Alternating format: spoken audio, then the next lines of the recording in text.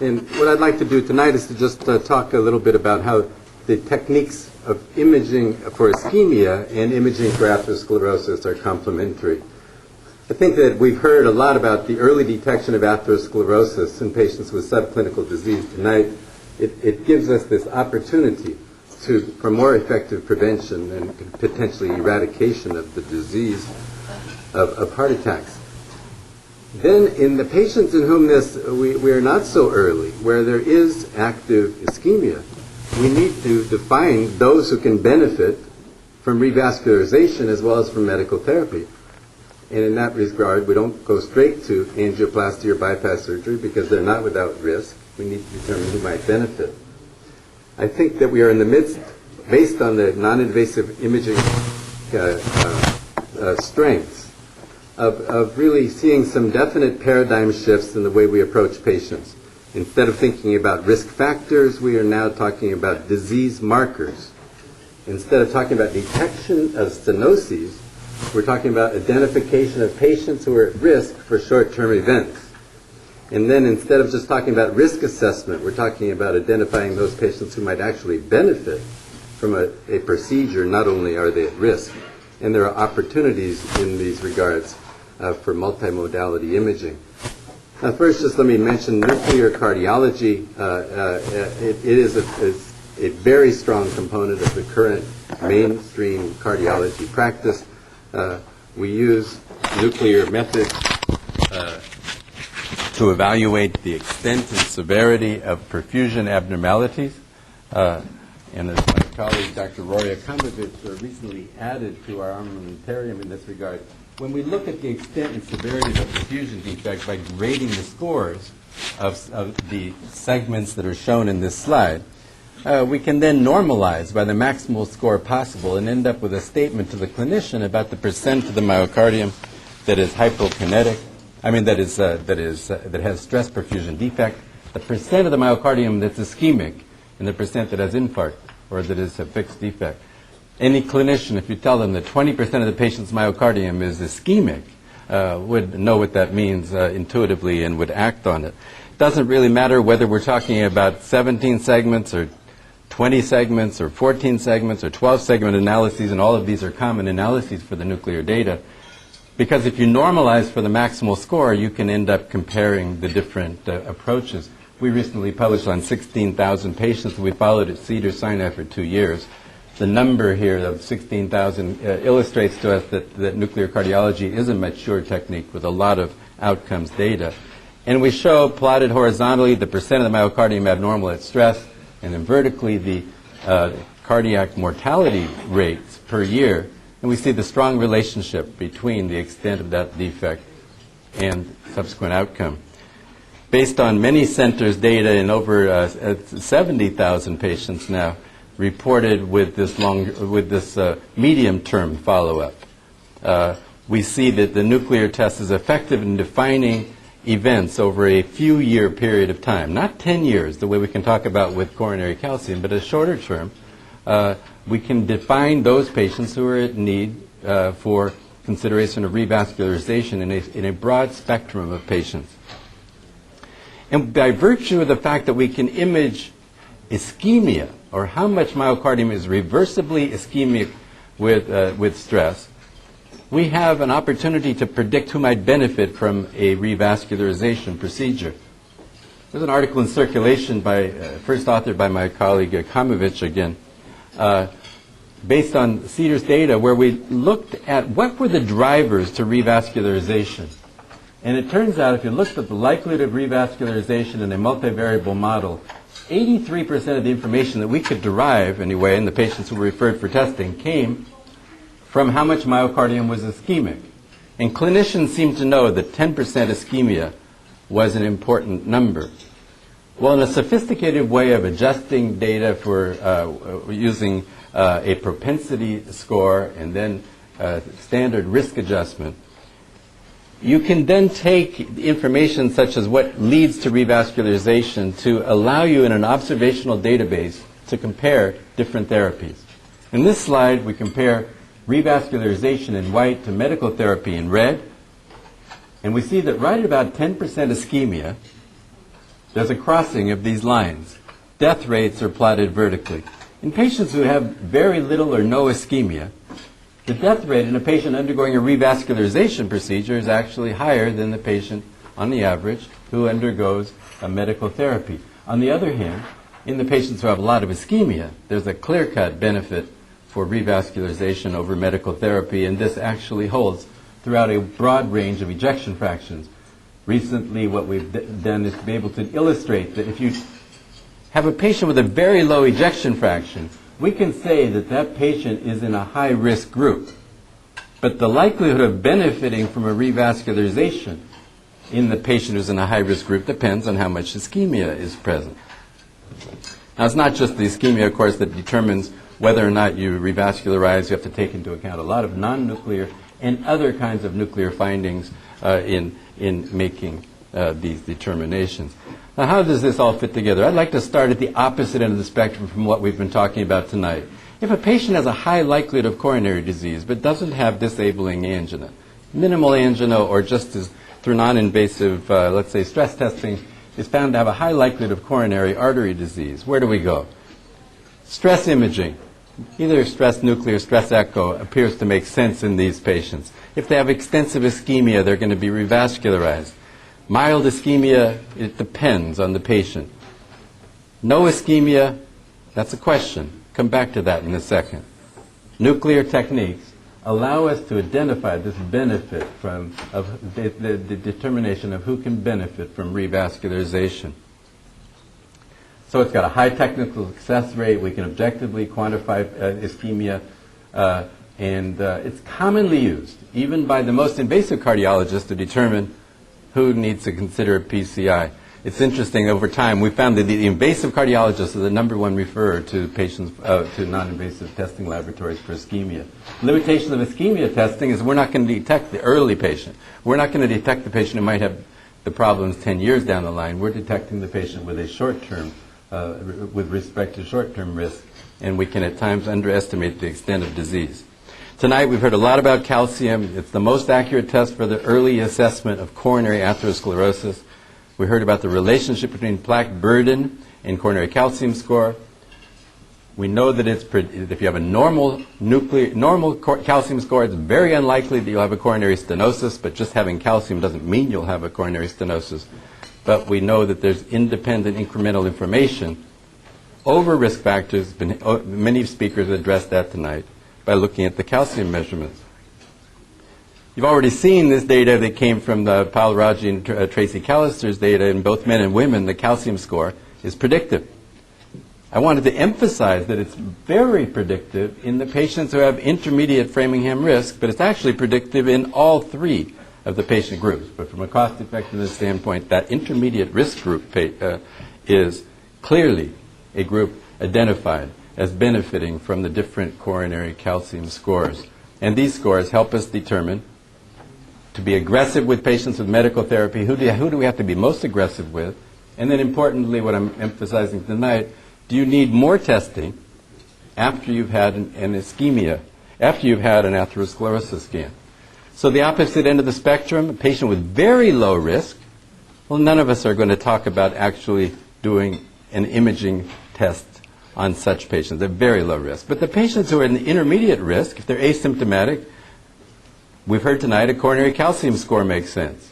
Those with scores less than 100, primary prevention, scores 100 to 400 or greater, secondary prevention, a greater than 400 score, data suggests that those patients have an intermediate to high likelihood of having an abnormal SPECT scan. So when your score gets high enough and you're asymptomatic, ischemia testing appears to make sense. The article earlier referred to tonight in JACC just earlier this year, we evaluated approximately 1,200 patients who had SPECT scanning and EBCT or coronary calcium scanning. And this slide horizontally illustrates the standard calcium score categories, and vertically we're showing the percent of the patients who had ischemia by nuclear testing. And what we found is that if they had a score that was over 400, then the likelihood of being in an intermediate risk of having ischemia was there, and that patient maybe would be appropriately defined for referral for nuclear stress testing. You begin to see a rise in the 100 to 400 group, and in that group it really depends on which patient you're talking about. At the American Heart meetings, Nathan Wong, who works with us, has already been mentioned tonight, he works with us in a consulting capacity on a grant we call the Eisner study, has evaluated the patients in the 100 to 400 range with respect to their metabolic status. No metabolic abnormality. In red are patients with a metabolic syndrome, and in green are patients who have diabetes. And we see in the 100 to 400 category, the percentage of patients having ischemia is as high when the patients have the metabolic syndrome as it is in the greater than 400 category when there is no metabolic abnormality. So patients with the metabolic syndrome might be one of those patient groups where even in the 100 to 400 range, it might make sense to go the direction of doing a nuclear study after a coronary calcium scan score has shown either an intermediate or a high amount of calcium. Finally, let's get back to that question mark that I raised earlier. What if you've come in by having some symptom that was suspicious or maybe flunking a stress test, and you get a direct referral for ischemia testing, and you find no ischemia? What do we do then? Well, in our study, the most interesting findings, I think, were in the 1,100 plus patients who had SPECT and calcium scanning and who did not have an abnormal nuclear scan. In that population, we're showing on this slide the frequency of the various different coronary calcium scores. 56% of our patients with normal stress myocardial perfusion studies had coronary calcium scores over 100, which has been defined tonight as being a prognostically important level where aggressive medical therapy would be appropriate. And if you don't like that cutoff, you want to be even more conservative and you say it's got to take a score of 400 or greater for me to be very aggressive with medical therapy, 31% of our patients fit in the group of having extensive calcification and a normal nuclear scan. So what we now believe is that if you had enough indication to go for a nuclear scan in the first place, and the scan is normal, that instead of stopping there and giving the patient a clean bill of health, going for a coronary calcium score afterwards to determine how the patient should be managed makes sense. So if I just use a couple of examples, this is a 70-year-old physician in our hospital, asymptomatic tennis player who undergoes a nuclear scan, and the nuclear scan is entirely normal, and with a normal nuclear stress test, pardon me on this, with a normal nuclear stress test, what happens? Nothing. He doesn't change anything after that. But John Friedman, who's in the audience here, says, well, why don't you come have a coronary calcium scan? And he's 70 years old. He's got a couple of young kids at home. He's actively playing singles tennis. Come have a coronary calcium scan, and his score is nearly 3,000. And at that point, he does a lot of things in modifying his risk. And for 6 years now, he has been on active risk factor modification, aggressive medical management, and he's still pain-free, still actively playing tennis, and has never been catheterized. Never had coronary angiography. So the myth that patients are going to end up with coronary calcium and everybody's going to go to the cath lab is simply that, a myth. Another patient from our study, 70-year-old doctor who's diabetic, comes in for a nuclear scan, and his scan wasn't quite so normal. His scan was one that demonstrated a finding that I'd like to illustrate to you, but I've got to get it here. He has on his study a subtle defect in the lateral wall. We didn't know quite whether that was abnormal enough for us to consider as being enough to send him to the cath lab. He also had anterior wall hypokinesis at stress compared to rest. But it was really quite a subtle finding, and John and I sat there wondering what should we do. And we said, well, let's send him to the Eisner study. Let's get him a free coronary calcium scan. And the result was a coronary calcium score of 1,300 and dense calcification in the left main and LAD. And now in this diabetic patient who has subtle abnormalities in the territory of the left main, including wall motion abnormalities, he goes to the cath lab where he's found to have a 75% left main stenosis, and he had bypass surgery. Now, all this not perfect. The last case I could show you here is a patient who comes in, but he's got angina. And he has a result on his nuclear study showing this finding, where the left anterior descending coronary territory is essentially missing. You can define this quantitatively as a very large defect throughout the left anterior descending coronary territory, and it's associated with abnormal contraction in the LAD at stress compared to rest. It was a 64-year-old man with angina, recent onset, sounded like angina. On the way to the cath lab, we said, join our Eisner study. Let us see what's going on in your coronaries in terms of calcification. He says, okay, I'll do it. He has a calcium score of 7.5. Not all plaques that are unstable will calcify. Nothing is perfect. But as we've heard, most patients who have enough atherosclerosis to be vulnerable end up having coronary atherosclerosis of high degree. So finally, I would just mention that there's a group of patients then, somewhat exemplified by this patient with chest pain, who actually have symptoms. We're not talking now about the asymptomatic screening application, but patients with an intermediate likelihood of having coronary disease, but presenting with a symptom that's suspicious for cardiac disease. And in that circumstance, we're no longer screening. We're really doing diagnostic testing. It may be coronary calcium scanning. It may be CT coronary angiography. It might be in the future MRI. It might be gated SPECT that should be the first test.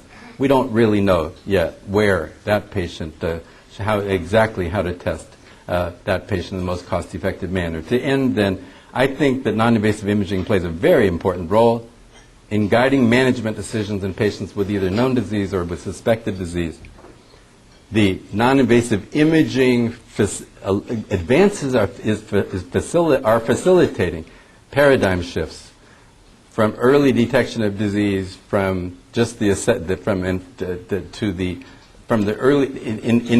the early detection of disease and this assessment of risk and benefit. Which test to start with depends on the clinical question. If it's the asymptomatic patient where you're trying to define the need for aggressive medical management, coronary calcium scanning, IMT, that appears to be the start. In a patient with either coronary disease or suspected coronary disease based on symptoms, where the question is this symptomatic stenotic disease that might be associated with ischemia, then it might be coronary calcium, but maybe you'd be starting either with a coronary CT angiogram or with a SPECT study. If the question is there a need for revascularization and you're trying to define benefit, probably defining ischemia makes sense. And in an area we didn't talk about tonight, at the other end of the spectrum, patients with head infarcts, you're trying to decide should they be revascularized or have a ventricular reshaping, then viability testing is important, and MRI probably plays a strong role there. I think as time goes forward, we will see these and other tests of imaging studies of either function or not, even non-imaging studies that look at a function will be allowing us to expand our ability to identify the patient who needs various kinds of treatment. And what I've tried to do in this short time is to indicate that at least in our findings preliminarily we could say that these different tests are clearly complementary in many settings. Thank you.